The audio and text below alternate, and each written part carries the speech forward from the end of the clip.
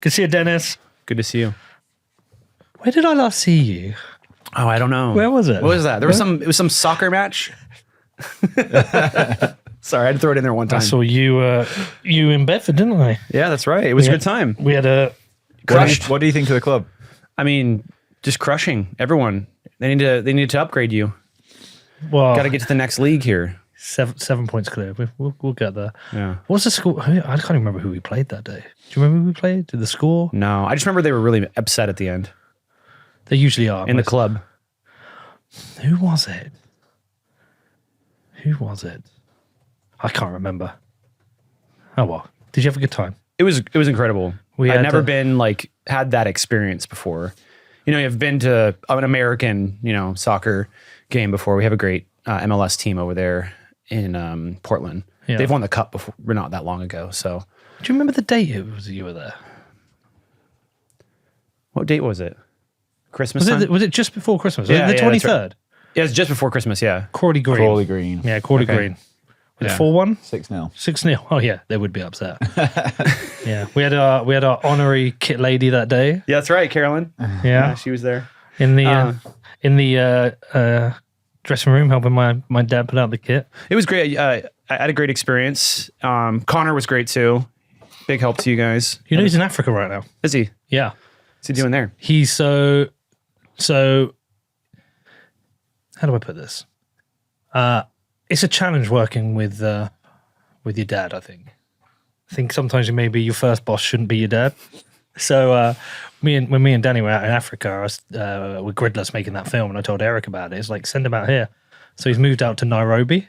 He's in Kenya. He's working for Gridless until Wow. the beginning of April. That's incredible. Yeah, he's having a great time. What an experience. Yeah, he's been testing power supplies on ASICs. He's been to the mine. He's Thrown learning in all at of the it. deep end. Yeah, I'm jealous. Me too. I want to get out there. I mean, do you imagine that at 19 years old, going out to Kenya and working for a Gridless? That'd be I crazy. mean, just an incredibly unique experience. I will say, when I was 16, my parents did move me to Juarez, Mexico. We lived there for 3 years. So nothing like going to Africa and working on Bitcoin mining, but still, stuff like that in your formidable years, it makes a big difference. Eric, do you know what Eric told me today? What? He said, because it's Connor and this other lad. Yeah. I won't dox him. Yeah. But he got them both in on the first day and said, work starts at 9. No one's getting you up. You're here at 9. Love it. Yeah, straight in. But yeah, no, he's. I said to him, consume everything you can. Today he was watching the film we made about mining. He's listened to podcasts about mining. I'm like, cool. I've never made him get into Bitcoin. Like, I've told him about it, introduced to it, and he came to me when I used to put £50 a month away for the kids from when they were born, and when they finish university, it's theirs. If only I'd put £50 a month in Bitcoin for him, because I started that in 2004. You have rugged him 100%. I would have rugged the fuck out of him. I mean, he'd be a billionaire. Just rob your own children of their future. Well, That's even, great. I love but it. even if I'd done it from when I first got in 2013, I mean, you'd be getting like half a Bitcoin for that. Yeah. Were you one of the ones that was like, you found it and you're like, this is BS? Or No. was that your story? Because I hear that a lot, that story. Not that it was BS. More like, so my introduction was my buddy called me up and he's like, "Oh, Pete, there's a new website where you can buy like weed and drugs with Oh, that's right. online." I'm like, "What are you on about?" He's Yeah. like, "Yeah, it's like Amazon, but like you can buy anything. You can buy passports. You can get weed. You can get anything. You can get drugs. Like any." I was like, "What? Any drugs?" He's like, "Yeah, like you can buy like a pound of heroin." I was like, "What are you on about?" So he sent me this website. And he's like, "Oh, you can't find it in a normal browser. You have to use something called Tor." I was like, "What's that?" He's like, "Oh, it's like this dark web browser." So he's like, "Anyway, look, just download it and do this." So I went on. I was like, "What? This is insane." I was like, "How does it work?" And he said, "Oh, you have to use a thing called Bitcoin." And I'd heard of Bitcoin. Like, the name wasn't fresh in my mind, but I didn't know anything about it. Because you work in tech, you might read an article occasionally and you hear the reference. I was like, "What is Bitcoin?" He's like, "Oh, this is like online money." So I was like, this is insane. Yeah. So anyway, obviously I went and got some Bitcoin. So I used local Bitcoins, and that was in the day where you used to have to, they would have it in escrow. So they put the Bitcoin in escrow, and then you'd have to send the money, but you had to have a photo of you with a piece of paper I think with your name on it and what you were buying. Oh, like prove it was you? Yeah, prove it was you. Yeah. And then they would agree it's you, and then the escrow would happen and you get the Bitcoin. And so I had 3 Bitcoin left on the Silk Road when it went down. But the extent of my looking into it, I wasn't some kind of libertarian who was worried about the money and government. I was just playing with Bitcoin. And then I started trading it as a CDF. CFD, yeah, contract for difference. Like, What's that? it's basically like betting on Bitcoin going up and down. Oh, like options almost? Kind of, yeah. I mean, you're basically buying virtual Bitcoin. It's just a derivative. Yeah. Yep. They don't hold Bitcoin. And there were days, it was crazy. There were days where I was making thousands, and there were also days where it was during the times you used to get flash crashes. Don't know if you even remember that. I didn't, like, when I got in 2017, they weren't as bad as they were in the past, but they would, because they were crazy in the past. It was like literal just. Yeah, Even like, in 2017, I remember there was a flash crash like 10 cents on Coinbase or something ridiculous. There was, yeah. And so sometimes you go to bed and you have a position open, you wake up, there'd been a flash crash, you got liquidated. So I mucked around with it a little bit. The only Bitcoin I had was on the Silk Road, and then these CFDs, and then I'd made a lot of money and lost a lot of money just trading up and down in 2013. And then, like, I think Bitcoin went up to 1,200 and then died, and I was like, oh, it's gone. And every now and again, I would just go and check the price, and it's like 800, 700, 600, all the way down. And then it kind of found a bottom. It was like about 230, was it? I can't remember. I don't know. I think it's about 2015, 2016. And then I just started to see it going up and up and up again. But I didn't get back in until literally the start of 2017. And only then did I really look into what Bitcoin is. It was funny. I was using it on the Silk Road and I was trading it, but I never once read an article about what it is or what it means, which obviously I regret. We're meant to be interviewing you, not me. Yeah. But anyway, yeah, wow. So that is... I'm a failed podcast host, so I can get into that mode of asking the questions and listening very easily. You didn't fail. You gave up. I failed forward. You just stopped. Yeah, I mean, well... You were doing well. You were making ground. It was good. But when Satoshi Action started to move, it just absorbed all of my time. And so that's why I stepped away from the media limelight and dedicated all my time to making sure America doesn't screw itself up. Before we get into what I want to get into, yeah, I want to talk to you a little bit about politics, which I know is going to be our subject. But my football club's kind of under attack from the local council and mayor. Oh, yeah. You were discussing this with me. This has gotten worse. It's gotten worse. Oh, no. Yes. I'm not going to say it all, but I think we're about to enter a period of hostility. Oh, that's unfortunate. And kind of warfare. Yeah. The position we're in is entirely of their creation. They've interfered with our club. Mm-hmm. They've pulled our lease. They have not provided an alternative, been very poor on communication, whilst fully supporting another team locally. Is the one that's right on the same area? Of course. And I've emailed over and over again explaining everything we're doing in the town, everything we're doing to support the football, the investment. We're doing way more than any club in Bedfordshire. We've done more for women's football in Bedfordshire than any other men's team. We've contributed more. We've supported. We've done a lot. We've done loads for youth football. We've invested over £100,000 in youth equipment kits, training, hardship fund. Like, we've done a lot. There's no justifiable reason. We're clearly a net positive for the town, but they won't engage. So I wrote to them yesterday and said, "You're forcing me into a corner I don't want to be in. These are the actions I'm going to take if you don't resolve this." And there's now more signal they're going to become even, feels like they're going to get more hostile. And the reason I'm asking you this is that I have two choices. Play the game, which means essentially sucking up to politicians, sucking up to their bullshit, or just go, no, fuck you, fuck this. I'm not playing your stupid games. This isn't how it should be. You're meant to represent the people, not lord over us. So I'm kind of like looking to you. What's your experience in this? Yeah. I mean, that's part of the reason why Satoshi Action exists. You know, we wanted to make sure that lawmakers that were hostile to digital assets, Bitcoin particularly, that there was a way for us to make sure that the United States could still be a leader on this technology, regardless of kind of what they're doing in Washington, D.C. But it's difficult. It's very multifaceted. I mean, you have a lot of levers of power in government, and there's a lot of ways that you can help to advocate for yourself. I mean, like as an example, we do a lot of letter writing campaigns. The first letter writing campaign I did was pre-Satoshi Action, but I'd sort of count it towards what was inevitably Satoshi Action. We got 10,000 letters sent in to members of Congress to push back on the infrastructure bill.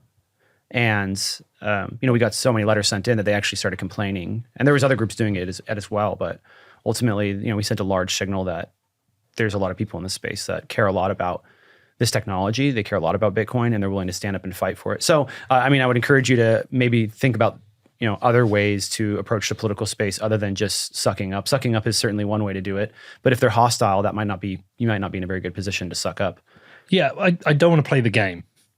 Yeah. Like I've seen the chess pieces now, and I've seen how they've moved, and they're not moving in our favor at all.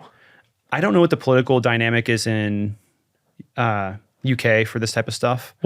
So it's unique by town in some ways, because not every town has a mayor. I see. So we have a mayor, and he's a Conservative mayor, but we have a Labour council.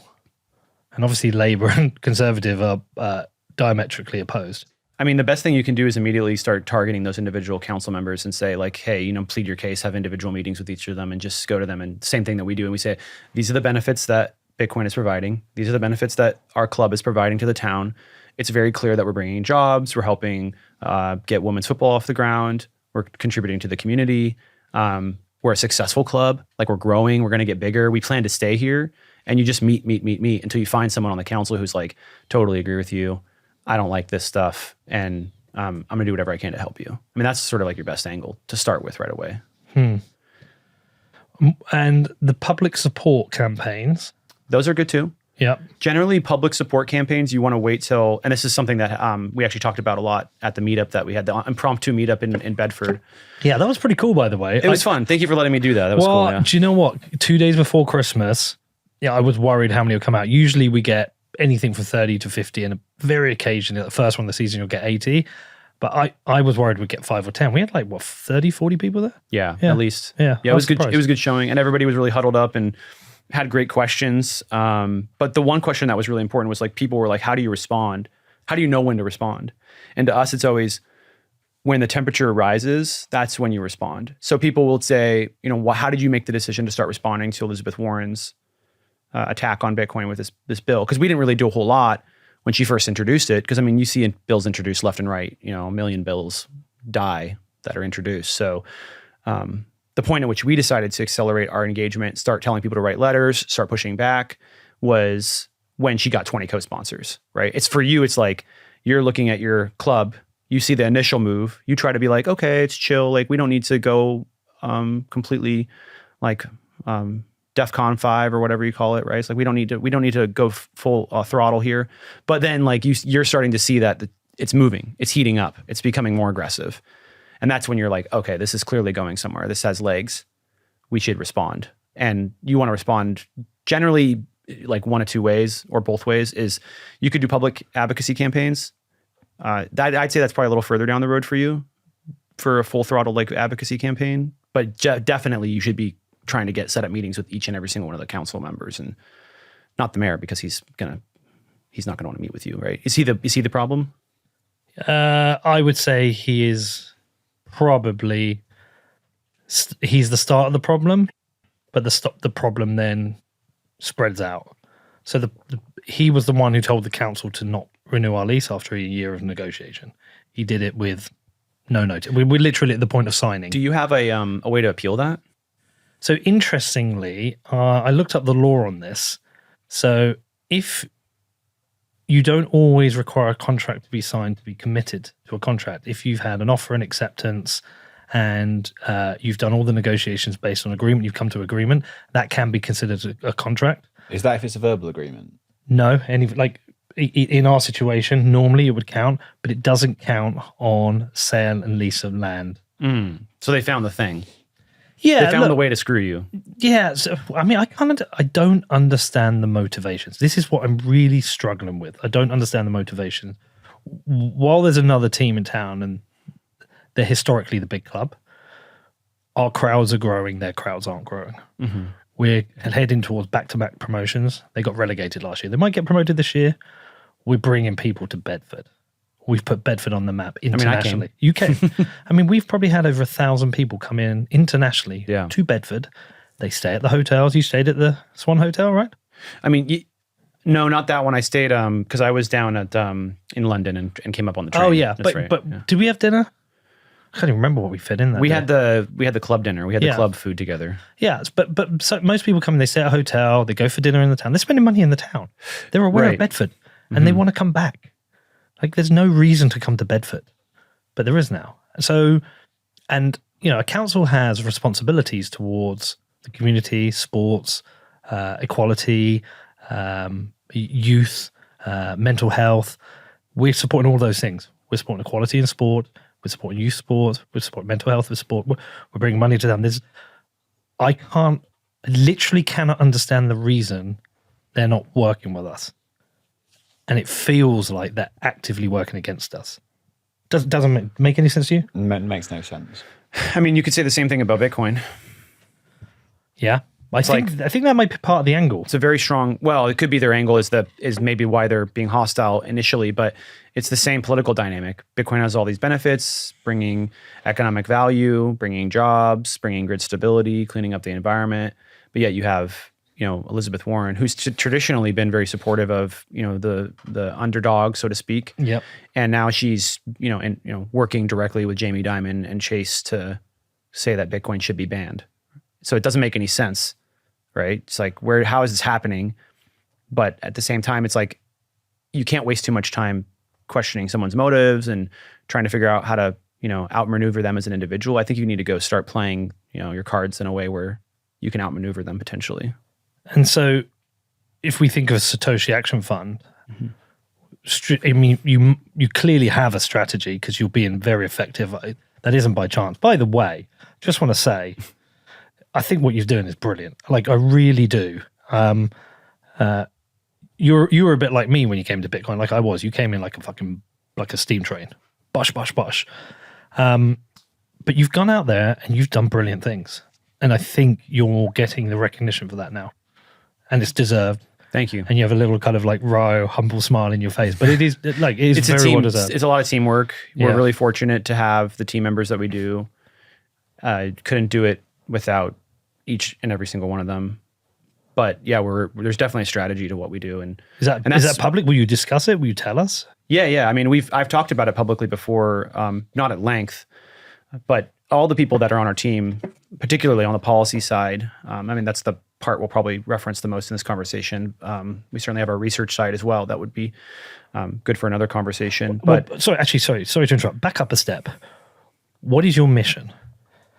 Our mission is to make the United States the best place in the world to be a Bitcoin miner, a Bitcoin holder. Okay. And with that being your mission, specifically, what is the strategy you set out to kind of make that happen? Because there has been so much hostility towards Bitcoin from the media, from politicians, from idiots like Jamie Dimon. And there is this groundswell shift that we're seeing right now that you're clearly part of. What did you set out how did you set out strategically to make a change? So we sort of assumed that things the hostility will maintain, if not persist. And that has panned out to be true, that we've seen hostilities be maintained and be persistent.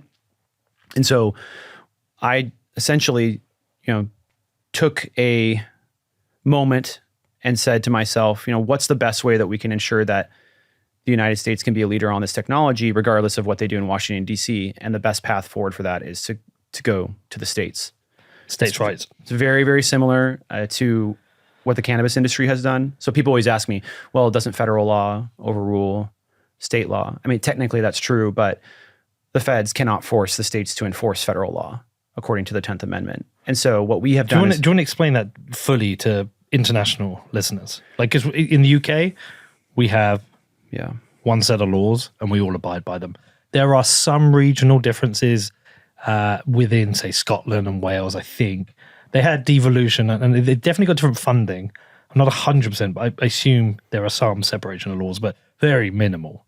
Yeah. I was asking Freddie New about that too. I was trying to learn more about that dynamic so I could be more helpful. And hopefully, given some time, I can come up with a way to help the UK overcome some of the problems that you've had as well. But in the US, yeah, great question for international audience. The states have a lot of power and control comparatively to most other countries. They can rightfully defend themselves against federal overreach, but the easiest and best way to do that is via the 10th Amendment, because the 10th Amendment just says that, if the states have one law and the feds have another, the feds, they can enforce it, but they can't force the states to enforce federal law. So as an example, the cannabis industry really is just the best example because it's live, it's happening right in front of us, and it's been successful. So when Washington and Colorado passed laws to legalize cannabis, particularly recreational use of cannabis, the feds could come in and they could arrest people. They could deploy their resources and start, shutting down businesses there, but they'd have to do it themselves versus the states. The states typically in the past have been the ones that had enforced federal drug law because they also had bans and, laws against it. But once that was gone, all of the resources and the typical avenues for going after people in the cannabis industry were gone. So now the feds would be forced to sort of stand up an entire operation that they support, they run, and that they use to target those people in the states. So at any time, someone I'm from Portland, Oregon, half the city is constantly smoking pot at any given time. So, feds could come and round people up and arrest them, but they can't force the state to do it. They can't force state troopers. They can't force local police. They can't force anybody to enforce their laws. So when I'm watching a film and something happens, like some kind of crime, and you have different kind of police and sheriffs, and then maybe the feds turn up. That's that the FBI shows up, right? Yeah. It's our jurisdiction. It's our jurisdiction now. Yeah. So there is that hierarchy of jurisdiction. Yes. So really, the feds tend to really be interested in national crime, which maybe cross multi-states, whether it's fraud, trafficking, terrorism. That's they don't want to deal with a cannabis shop.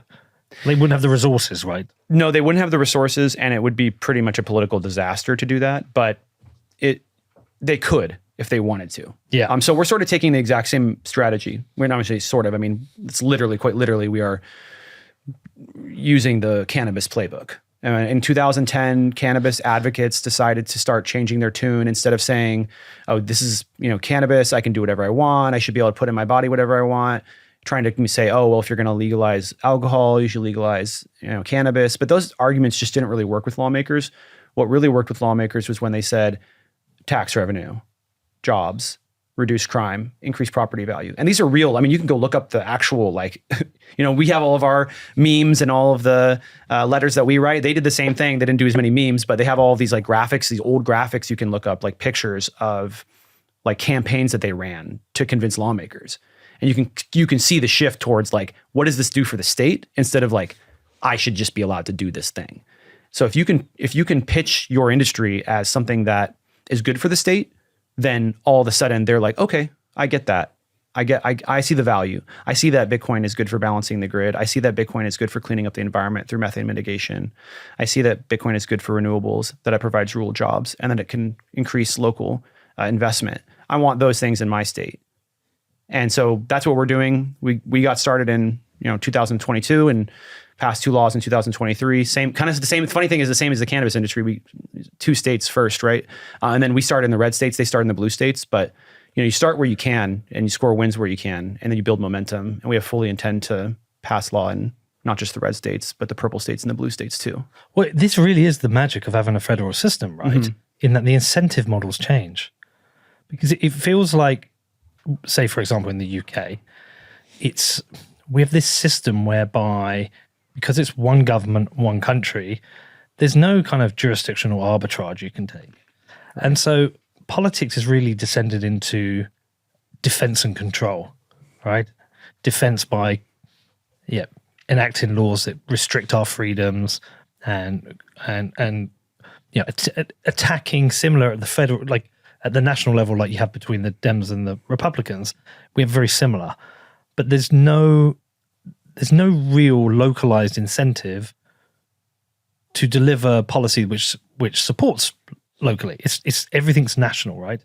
And when we get down to our like council and mayor level, we just don't have the people who have the incentive locally to make a difference.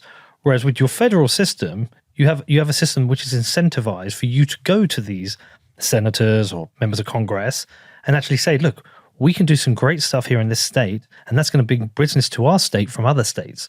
So you have this kind of competitive jurisdictional arbitrage, which just totally works. Yeah, competition between states, in my opinion, is probably one of the most important things in the United States because competition drives better results for they say typically for the consumer. Well, who's the consumer in this case? It's the American people that benefit from the competition between the states. And another term that people like to use a lot is also, they call it like the laboratory of democracy. There's a laboratory of ideas, like things are moving around. States can try different stuff.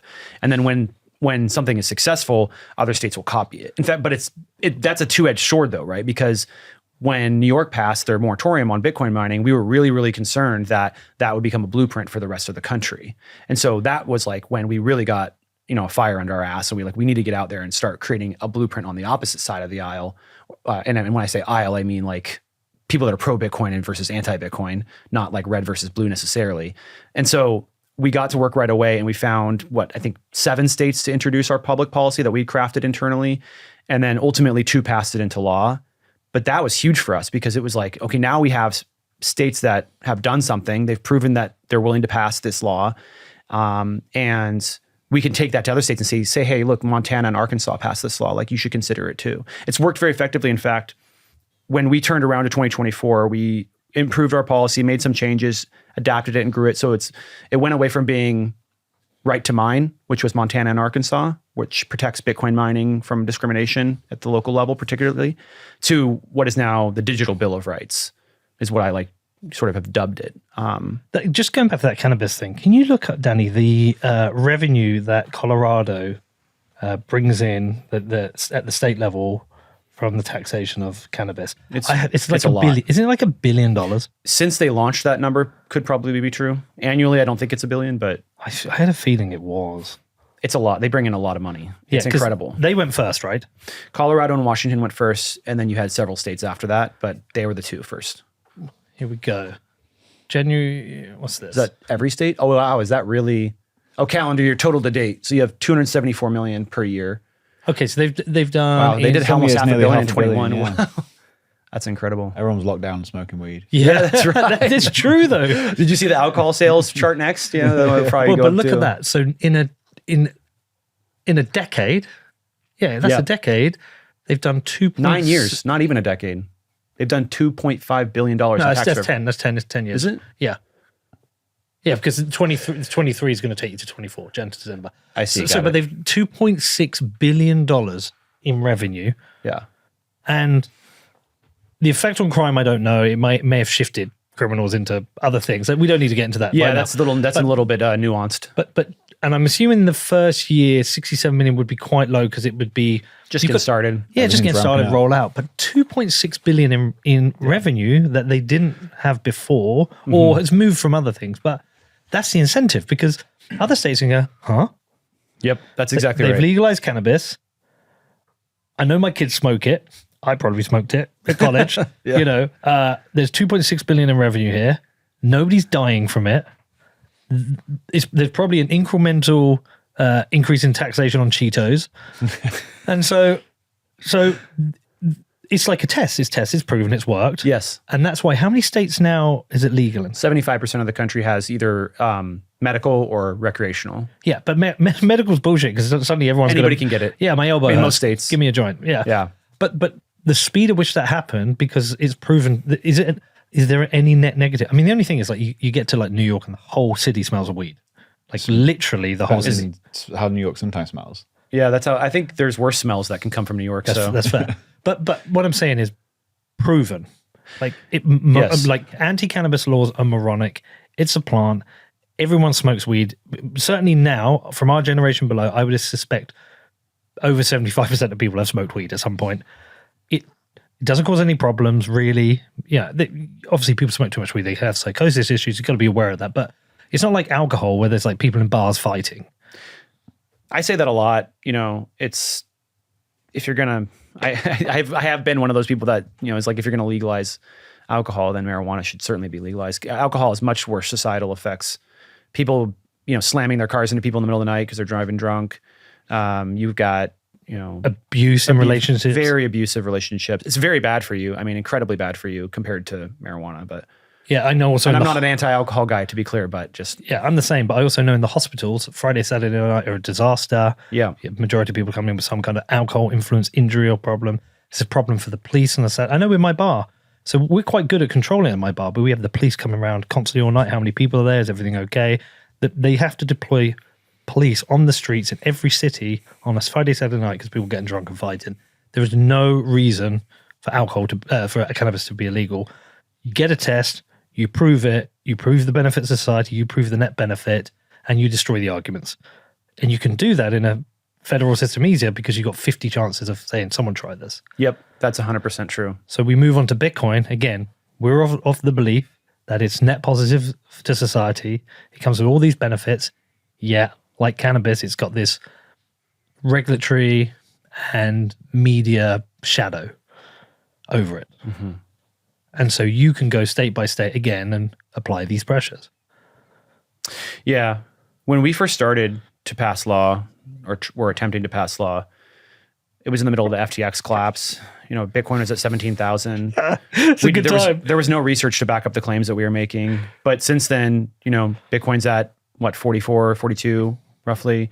You've got an ETF launching with some of the biggest names in the world, like BlackRock, Fidelity, you name it, trying to launch this product and market. And have you seen the marketing? It's like they're marketing like so hard to Bitcoiners. I love it. And it's amazing all at the same time. It's actually very good marketing. As somebody who's an ad guy, came from that background, I was like, this is some pro shit.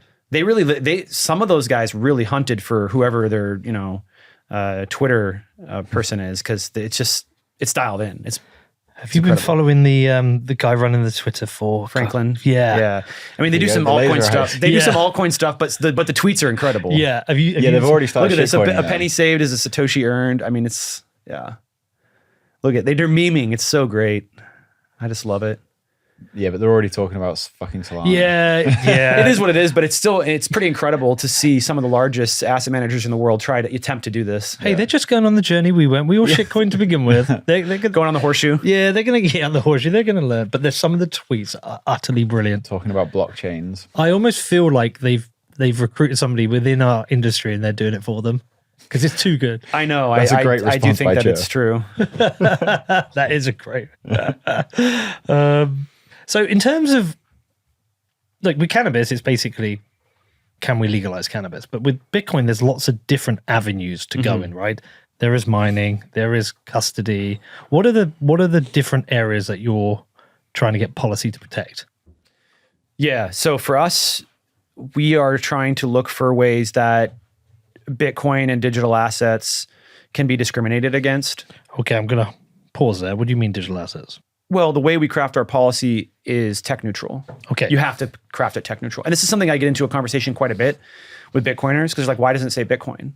It's like, you can't just say Bitcoin, you have to say digital assets. Because a blockchain is a blockchain. It's culture in US politics to be broad. You don't want to be specific. And the reason why is because when tech started taking off decades ago, they ran into some problems when they made policy too specific, and it didn't encompass the future sort of items that came out of that industry, that came out of tech.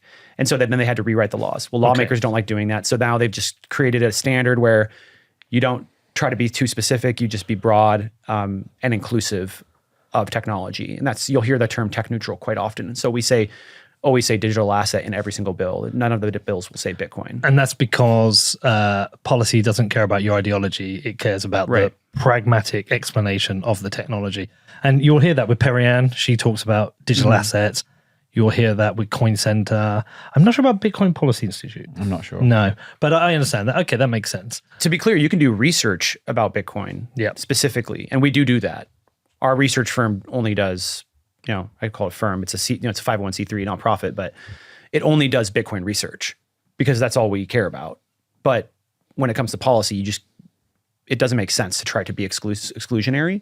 In fact, it can be very helpful for coalition building. And in politics, you want to be having the biggest coalition as possible at any given time for sheer political power. Just look at Senator Lummis's bill, right? It's a digital asset bill. It's not a Bitcoin bill, despite her being probably one of the most outspoken pro-Bitcoin members of the Senate, members of Congress. Maybe the most outspoken it's and possible. consistent. It's probably true. Yeah. I mean, we did give her an award at our dinner recently. So we gave the Thank God for Senator Lummis award to it was fun. Senator Lummis. Yeah. So right to mine is the one I'm fully aware of. What list the other areas? So right to mine was our first bill. Yep. And then we sat down.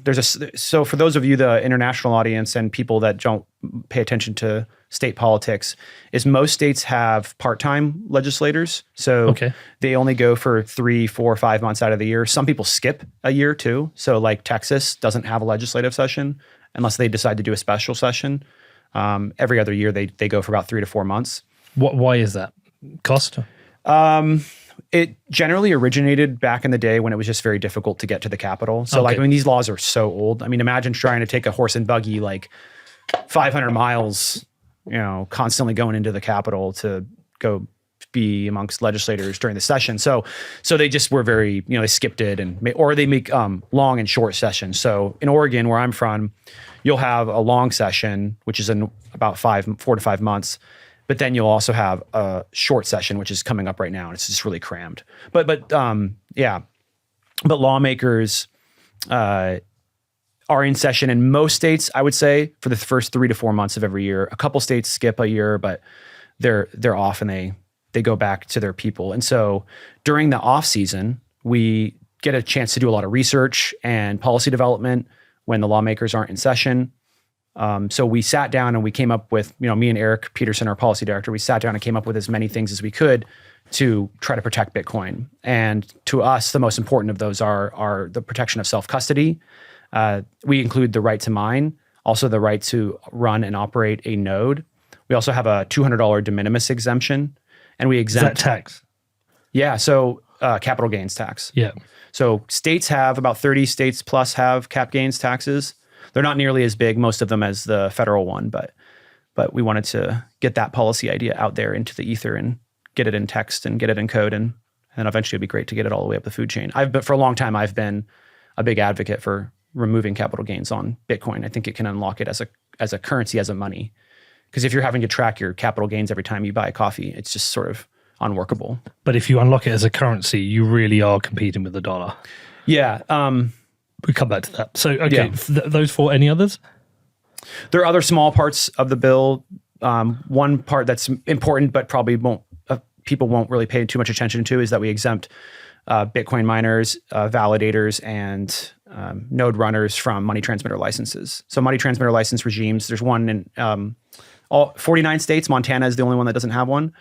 But it essentially says, like, if you take money from someone, you hold on to it, and then you send it to someone else, that you are like transmitting money, and that you have to have a license to do that.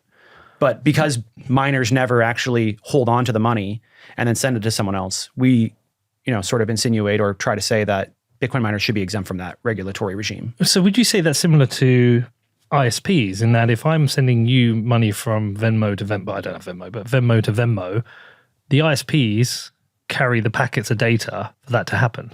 It's more Venmo and Visa and anyone that does banks that have to get into this business that do that. But what I'm saying, the in-between, there are the ISPs that are moving the packets of data, so that happens. Like when I press they don't send, really possess the money, though, is the big thing. They don't ever custody the money themselves. Because Bitcoin's a bearer instrument, it's considered it's more like cash. Yeah. Which is also why they try to go after it with like cash with the $10,000 limits. But by the way, why does Montana not have money transmitter license? I couldn't tell you. I have no idea. Just one of those. They're just like, we don't want that. We're not into it. They're the lone. We'll have to ask Senator Zolnikov. He was the one that passed right to mine there, or was the key sponsor on it in Montana. So we'll have to get him on here and have him talk about why Montana loves to be regulatory free. Are these all in one bill, or are these separate bills? Yeah, it's all one bill. Oh, it's all one bill. Mm-hmm. So you've basically said, as a Bitcoiner, these are all the most important things that are important with regards to being either a Bitcoin holder or a Bitcoin company or a miner. Yeah. So we looked for ways that what we thought would be backdoor attempts to ban Bitcoin, which is funny because quite literally Elizabeth Warren came out with her bill and decided to try to ban self-custody, backdoor ban self-custody, and backdoor ban mining. And so that's sort of the main reason why we wrote those into the bill, despite them not quite being under attack yet, even though 6 months later they were. What the fuck is wrong with that Under woman? Yeah, I'm not sure. She's got some really bad advice coming her way, unfortunately. You know, when she was going after Wall Street, I was like, look at her defending. Look at her going for it. Yep. I was like, I really liked her to begin with. And now she's just flipped 180. She's now a lackey of the banks.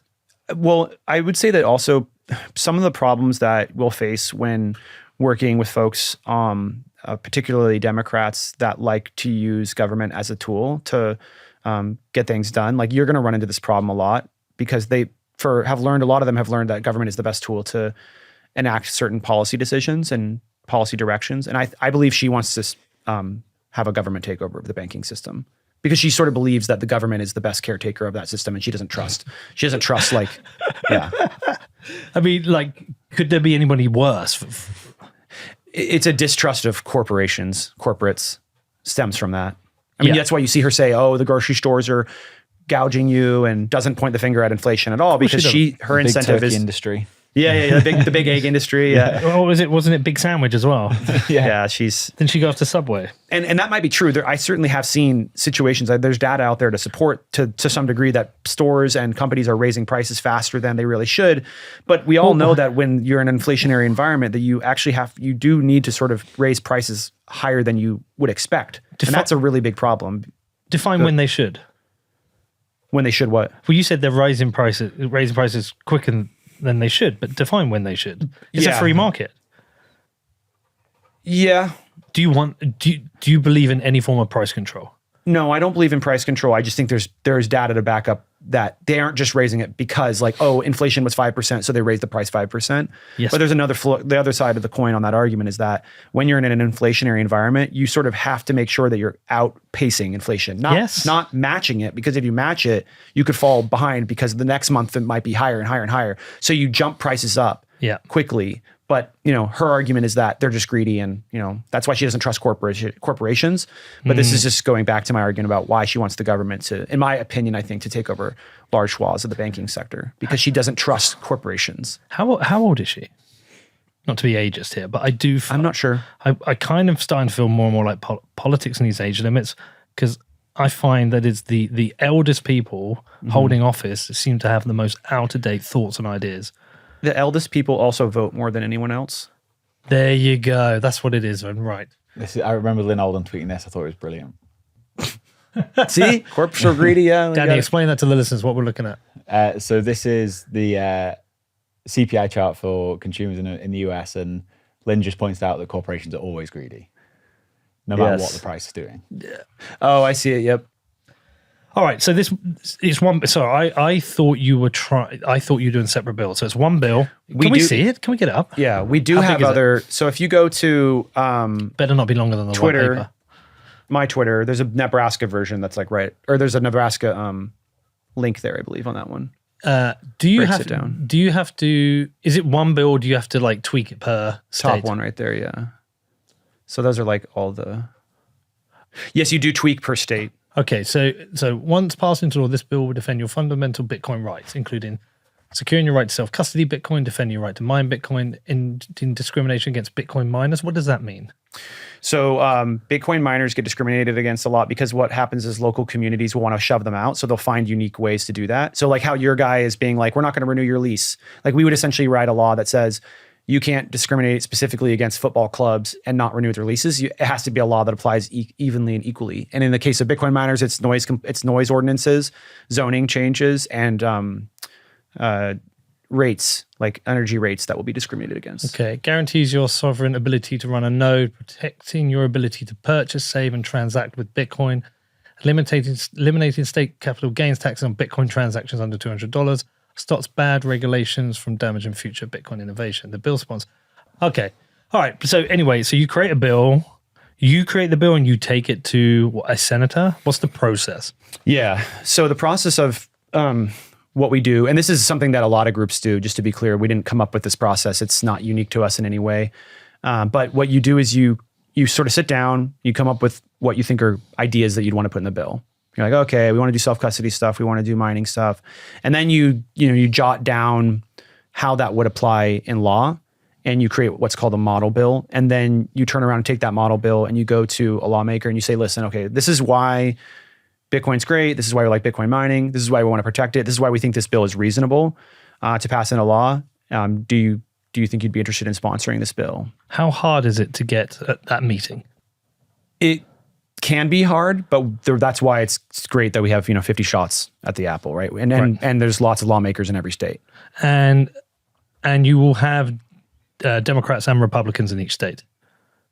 Or do you always go to whichever party is holding the state? Like, if it's a Republican state, do you go to Republican senators? If it's Democrat state, do you get So it depends. Generally speaking, because of the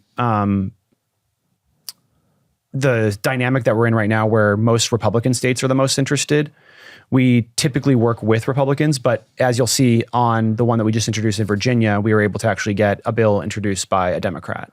Okay, and of the 13 states you've gone to, how many states are they all Republican states? Well, Virginia's not. Virginia's not. Virginia's a purple state. There are other states that haven't been announced yet that are purple states. But it's either a red or a blue right now.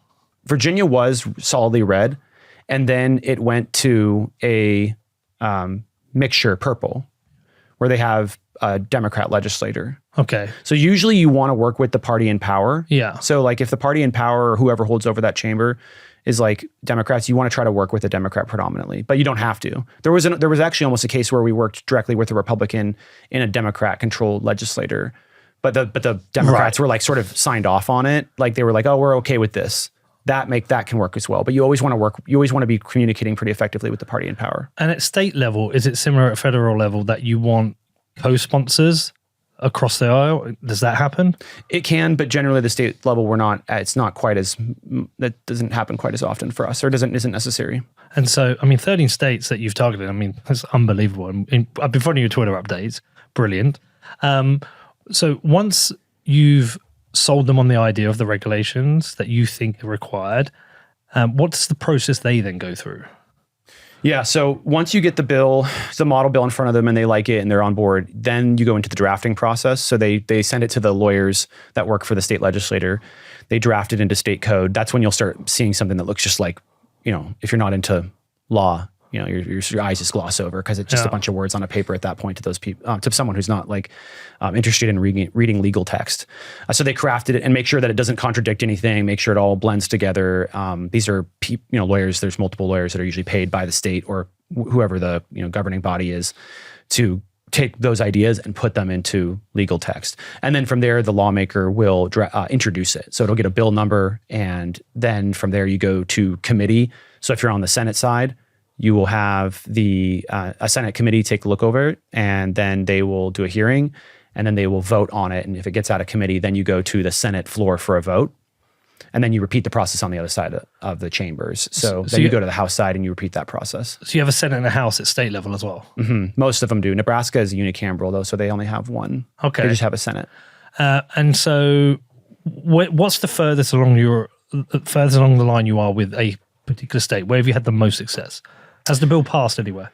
No, we're just getting started. So we introduced it in Missouri, Nebraska, Indiana, and Virginia officially. And then we have a bunch of other states coming online. They'll just come online as they come online. We can't force anything. So do you have to do any form of PR campaign alongside that to try and explain it to people, or do you just leave it to it? When there is a hearing, sometimes we do go engage. Yes. Yeah. Yeah. We go in and meet people and talk about why we want to support the bill. And but at the end of the day, this legislation is, once you have an opportunity to get in front of someone and talk to them about it, it is just a common sense, no brainer type stuff. We're not asking for special privileges. We're not asking for tax breaks. We're not asking for anything. We're just saying, we just want Bitcoin to be treated the same as everything else. We want Bitcoin to be protected, and we want Bitcoin mining to be protected, just like every other industry. And they sort of go, lawmakers are always like, oh, you don't want money or like a tax break? And we're like, no, just want to be able to do our own thing. And they're like, oh, okay. Leave us alone. Yeah, they're just like, sounds easy to me. I win you over. They're like a sort of like incentive mindset. They're like, I can win over this group of people and pass good law, and they're just happy that I just said they can exist. Whereas most groups will want they'll want big tax money and all that. So Yeah, I wonder how many senators or members of Congress right now have exposure to Bitcoin in their portfolios managed by Fidelities and BlackRocks. It's going to grow. yeah, it's going to get bigger and bigger. Yeah. I don't know if you have to. I wonder if you have to disclose your specific ETF that you own. I wonder. I know you have to disclose like stocks, but then you'd have to disclose your entire portfolio. I think you do actually. You would have to disclose. I know you have to disclose specific stocks that you have, positions that you have. So I bet some lawmakers will start buying the ETF, and I wonder if that'll start showing up on the. Interesting. I mean, it's easier to buy the ETF. I mean, it's incredibly easy. And that goes into actually the next thing you don't even know about yet. All right, because I was about to say to you, do the ETFs do you think that's a positive in that gives you almost more regulatory cover because you've now got Larry Fink on your side, you've got Fidelity, and so many voters now will have some exposure to Bitcoin? Or do you fear the risk that these ETFs are an avenue to kind of corner Bitcoin into tracked and custodied pools of Bitcoin? So I always am concerned about the mass centralization of Bitcoin supply. But to me, I do see a lot of benefits in having these ETFs launched, particularly that it gives you BlackRock, Fidelity, everyone else that's in this game, Valkyrie, is now on the side of Bitcoin and saying that they want to protect Bitcoin, advance Bitcoin. And that's great. But the other part of it too is when you go to the States and you say, oh, there's an ETF, like it's just like, okay, well, we've hit another level of credibility. If there's an ETF for Bitcoin, then how can it be so bad? Huh. But for us, we are also really interested in state pensions. Yes. So state pensions hold a lot of assets under management. I think it's like 5 trillion, if I remember correctly, 5.5 trillion. And Jesus Christ. They can buy the ETF. Previously I was saying states should buy Bitcoin. States should add Bitcoin to the balance sheet. That was like a big thing that I did for a while. But it was just a bridge too far. Yeah, here you go. Yeah, 5.5 trillion. Wow. So we want state pensions to buy the ETF. And actually, Peter, you should be happy to know that part of the reason that we are doing this next project is because of you and your show. What?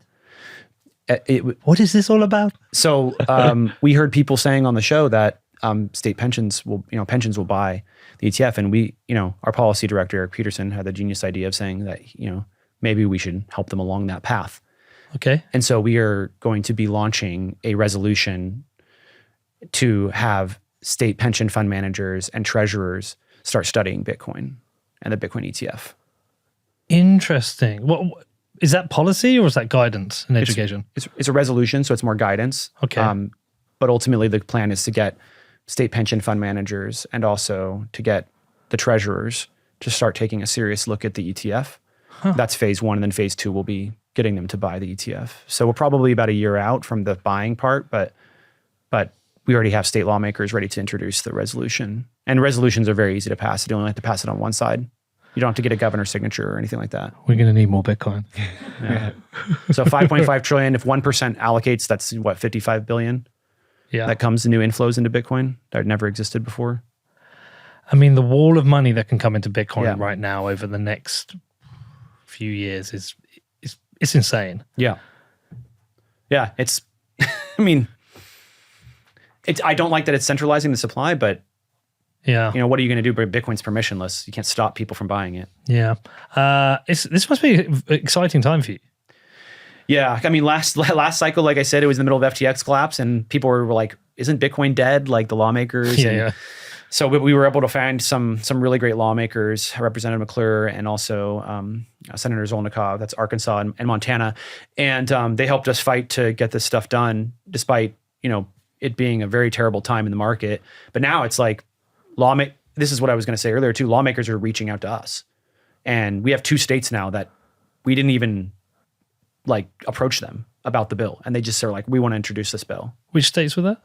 Well, I'll tell you when they get introduced officially. Tell me off mic. Well, actually, New Hampshire actually is officially introduced, but we want to make some improvements to that one. Well, New Hampshire seems like a natural place for this. Yeah.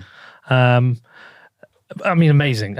You must be waking up with such a buzz. Like I think you found your place, right? Yeah. Look at Carolyn's over there. Not. Oh, am I allowed to say her name? Yeah. Of course. Okay, Yeah. Carolyn's over there. She's not an anon. Yeah. Dennis Porter's beautiful girlfriend over there. Yeah. Nodding away with a big smile.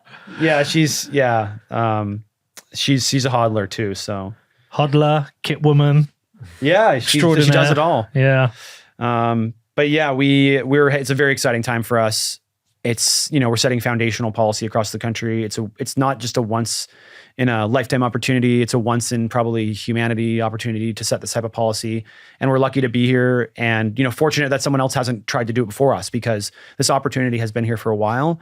But we're seeing the opportunity and jumping on it and, being effective. And we're fortunate to, again, have the team members that we do. And also the other thing too is, outside of just the wins at our back and Bitcoin being up and the ETF being launched, is we now also have a research arm that we launched in 2023 that does Bitcoin research. And we've been able to produce, peer-reviewed papers. And also we even produced a working paper with Brad Jones, former ERCOT CEO, New York ISO CEO, before he passed away. It was very sad. That's very sudden, it felt. Yeah. It was very sudden. It was very tragic. Big shout out. Very tragic. Yeah, big shout out to Brad Jones. Yeah. Everything he did. And it's sad that he's gone, not only because of what he had done in the past, but he was just getting started in his advocacy for Bitcoin. And so big missed, it'll take a while to... Yeah, we had him lined up for an interview, and I was really looking forward to meeting him. I'd seen interviews with him, and he just seems like a solid bloke. We were going to come on with you. Yeah. We were going to come on with him for the paper. Yeah, and we tried to make it part of the film we made on mining, but very sad. But yeah, I mean, look, there are certainly Bitcoiners who think ignore politicians, ignore the state. We're here to route around it. They can't stop Bitcoin, yada, yada. I've always been nervous about that one. And I know it's a little bit like, bend the knee. But I kind of feel like if you can have them on your side, it's better than having them as your enemy. Yeah, that's definitely true. I mean, I get this a lot. Bitcoiners are always like, screw government, screw politics.